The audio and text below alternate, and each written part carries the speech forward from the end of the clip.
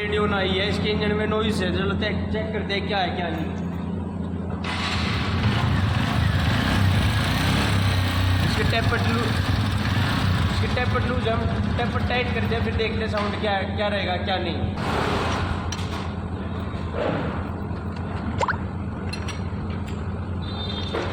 नीरज ने ऐसा फंक्शन कर रखा है, कोई नहीं, इसमें तो बोल लिया 10 मिनट में लगे। हम और को ले आएंगे हम थोड़ी देर में ये फोटो नहीं है हम सो करते हैं क्या क्या करना है